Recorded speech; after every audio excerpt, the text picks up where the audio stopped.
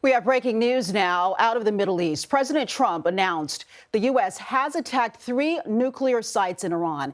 In a post on Truth Social, he called the attack successful and says the planes are now outside of Iranian airspace.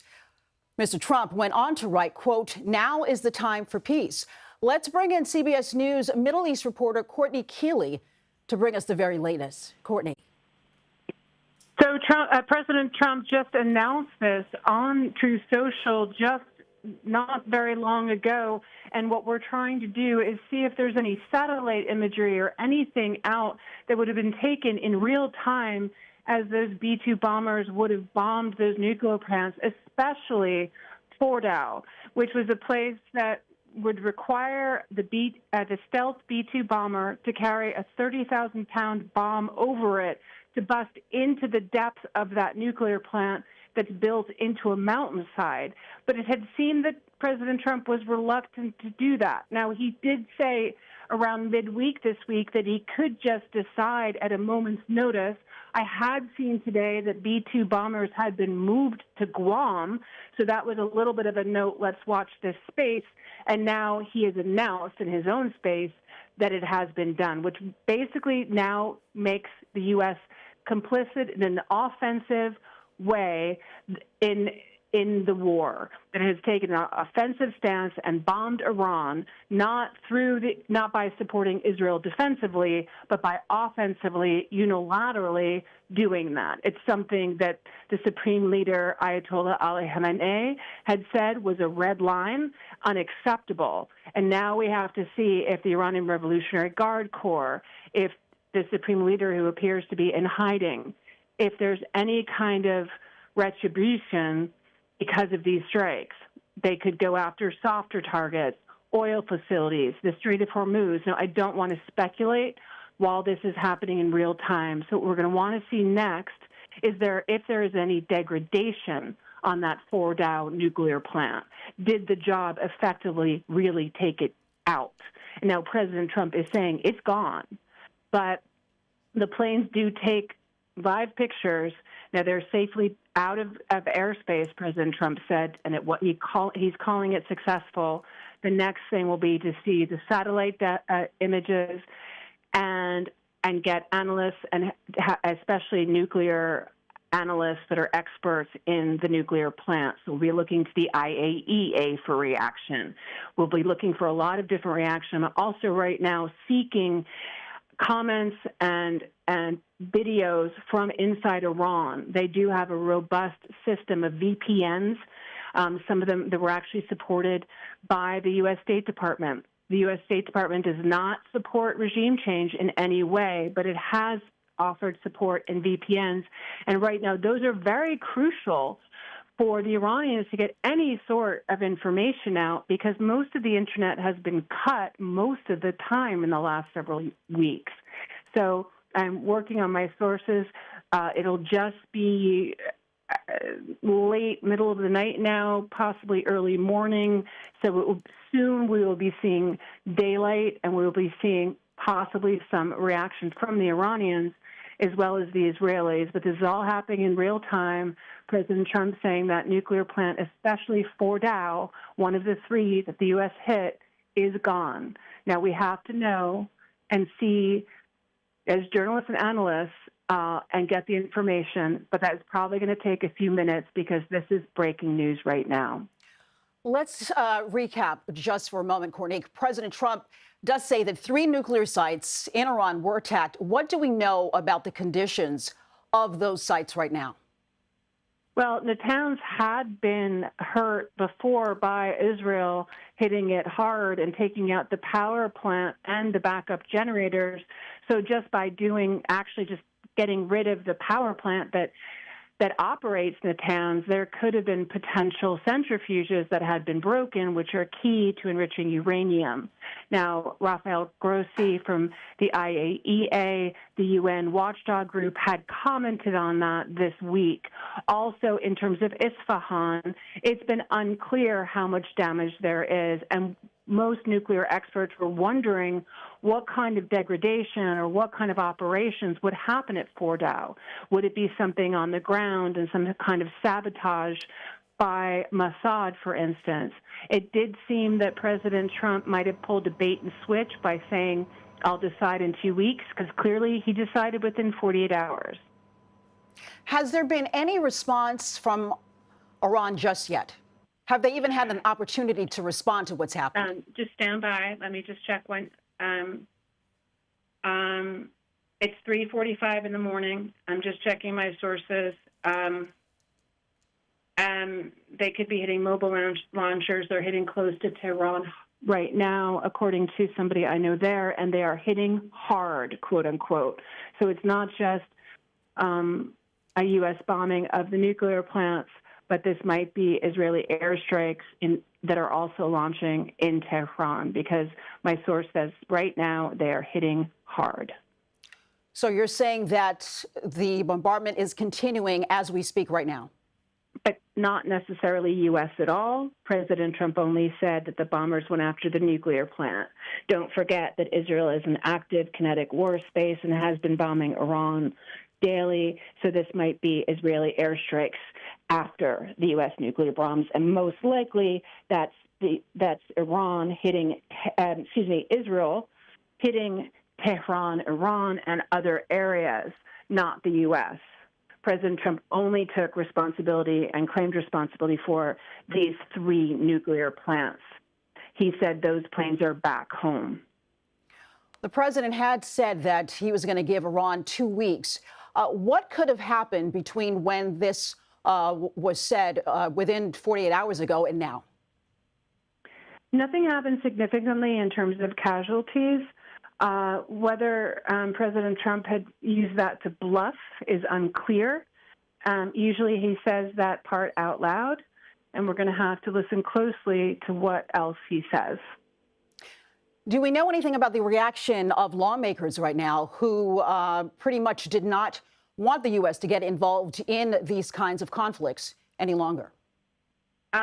Yes, we're going to have to be gathering that. But again, it's 8:30 on a Saturday night, and this was a surprise attack. So we're going to have to effort more information. It's really President Trump. He's going to be addressing the nation at 10 p.m. about these airstrikes.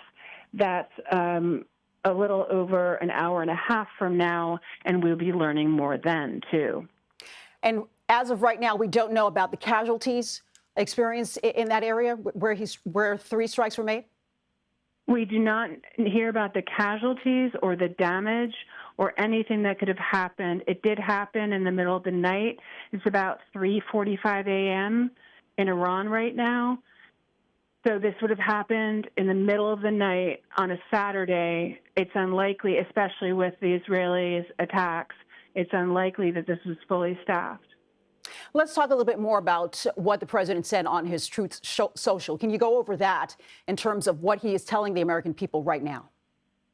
He announced that the U.S. had a successful operation. He put the word bombs in all caps, and he said that the U.S. had carried it out, airstrikes, and that Fordow was, quote, gone. Fordow being that nuclear plant built into the side of a mountain, very deep, and many people had speculated it would be needed for the U.S. to drop a 30,000-pound bomb in there from one of their stealth B-2 bombers, and that appears to be what happened.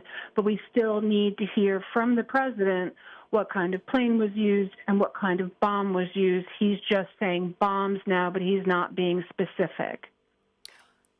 At 10 o'clock, he's going to speak to the nation, 10 o'clock Eastern time. What do we think that he will tell the nation at that point in terms of what made him decide to do this at this juncture? Well, President Trump often goes off script. It's a question of whether he writes the remarks or somebody writes the remarks for him, because this is a different kind of presidency, and we've already seen him clearly announce it in his words on Truth Social.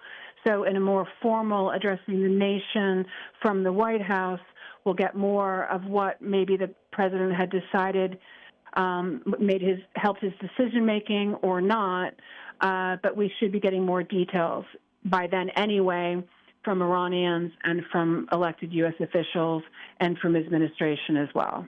Let's talk a little bit about where these three sites are located. You mentioned Fordow. How close, can you tell me, are these sites to populated areas in Iran? They're not sitting within like a city population like some of the Iranian Revolutionary Guard were in their private residence when they were hit, when Israel started striking, and they went into civilian neighborhoods because that was the way they were taking out the top leadership of the army and the Iranian Revolutionary Guard. This is different. These are plants with locations, and like I said, which would be unlikely to have much staff in the middle of the night on a Saturday after nearly a week and a half of Israeli bombings. It's not the equivalent of bombing a civilian area where, closely, densely populated Tehran, for instance, which has a population of sort of New York City and London approximately combined. It did not happen in city proper. You wouldn't have a nuclear plant there.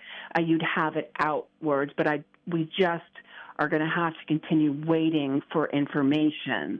This would be, if they get Fordow, this could be an end to Iranian nuclear power plants, because if President Trump is saying they're gone, instead of spinning a centrifuge or downgrading the uranium or killing nuclear scientists like Israel has done, like killing in the past and most recently with the killings of Iranian scientists since they launched airstrikes a week ago Wednesday. This is different. This is taking out the whole structure, and we're going to need people analyzing satellite imagery to confirm that. Something the American people might be wondering at a point like this: how do we expect the world to react to this news? Other nations like China, Russia. Well, yeah, I mean, that's guesswork. Russia does not seem to be supporting Iran completely. China is not really speaking out yet, but they will be, and that will have to be closely watched. Absolutely, because that's, I guess, the number one concern for people in America is how could this play out on the world stage and how other countries might react to America bombing these three sites in Iran. Right, Courtney? People are quite clear about the Iranian regime, the Iranian nuclear plants, and the Iranian people. And while it's not in the U.S. government mandate in the State Department for regime change or to back any political actor, coming out of the DOD and bombing nuclear plants is something that President Trump will have to explain the thinking and whether it was within the law or not. But this would be a military offensive, and we're going to have to hear more about that. We don't know if this was just the one plan and to not actually get involved anymore and to leave it the Israelis. Again, we're going to have to hear what President Trump has to say about, but we should be looking for that. And are we hearing anything about the military themselves, any injuries in that respect? President Trump said it was a success and that everybody had safely gotten back out of airspace, and he did not mention any casualties. No casualties. So those are the things that people watching. He didn't mention casualties. He didn't mention any casualties. Okay, on his Truth Social. It's a big difference between what we're hearing from our president or what we hear from our Defense Department, but I can't say that as fact. Okay, so we're going to I want you to sort of just tell us again what we're experiencing right now. As people are joining us, tell us exactly. Courtney Kealy is joining us on the line right now to tell us what's happening in Iran. America has struck three sites. Give us more details, again, for people who are just joining us. What has happened? President Trump announced on Truth Social not very long ago that, and it was breaking news, that the U.S. had bombed three nuclear plants in Iran, most significantly Fordow, which had a big question mark over it, whether the U.S. would use its stealth B-2 bomber with its 30,000-pound bomb to destroy deep down into the embedded structure of that nuclear plant, Fordow, deep into the mountains. Israel, deep into the mountain. Israel does not have that kind of bomb, not that weight, not that depth. The U.S. had moved their bombers today, some of them to Guam. It appears that might have where they started the original stationing. They're often in Minnesota, and they had been somewhere near when the U.S. was firing on the Houthis, but they had been returned to the U.S. Today, we heard that they'd gone to Guam. It put a big question mark in my mind, but Trump had said he was going to wait 2 weeks. So when he just did this, yesterday, Italy and Germany and France were talking about some kind of meetings to have with the Iranian foreign minister, more about the nuclear plant. Well, clearly after yesterday, Trump has now made a decision, and that was to take out Fordow, and he says it's gone. Now, what the president says, and whether there are casualties or not, or whether it was a complete success, or if there's even a way to qualify that, will have to be coming out from experts and satellite imagery. They're going to have to be facts. Satellite imagery is going to have to be analyzed, and we're going to have to see what happened. It's early morning, just before daylight in Iran, and separately, Tehran is under heavy bombardment. I'm hearing reports of really heavy bombs hitting everywhere, quote unquote, was what one Iranian told me right now. So this is the B-2 bombers, President Trump has said, have returned out of airspace, and he's calling it successful. He will speak at 10 p.m. Eastern Time, which is soon. We will see what kind of government officials have something to say. This is happening, on a quiet night here in the States. People are going to be scrambling to get more information, to listen to what he says, and to figure out what this actually means. In terms of what other nations say, we'll have to look at it. They will speak about it tomorrow. If Prime Minister Netanyahu doesn't say anything tonight, he usually has his cabinet session on Sunday morning, so we'll have to look for that. We'll have to see if Putin says anything. I'm seeing something online, but I cannot confirm that he does not want to engage with Iran. We have to see if that's true or not. I don't know if Russia wants another involvement at all right now with Ukraine. We'll have to see what the Gulf states say. If there's any firing on any of their soft targets of oil fields, if there's any firing into the Strait of Hormuz, if Iran retaliates on soft targets, and U.S. allies and possible servicemen will be looking to the region. They do not have weapons that have the trajectory to go as far as the U.S., but they certainly have the trajectory within the Strait of Hormuz, and to close off that waterway, to close off those oil depots, and to attack targets like Bahrain, for instance, where the Fifth Fleet is. So, and possibly in Iraq. We are just watching now, but these are all possibilities. We have to hear what the president said. There'll be many countries with many different opinions. Europe is going to be key. Germans, French, and UK are going to be key. They were originally in this JCPOA agreement with Iran and the U.S. We have to see what their level of support is. We have to see what Netanyahu says and the IDF claims. So there's a lot of information that's ongoing right now that we'll be waiting for. But right now, President Trump is claiming that he has eliminated, taken out, and the Natanz power plant is gone. And that's an offensive move by the U.S. It's not necessarily a declaration of war, but it's a bombing another country. There's an offensive move that was very unclear if he would do it or not, and now he has.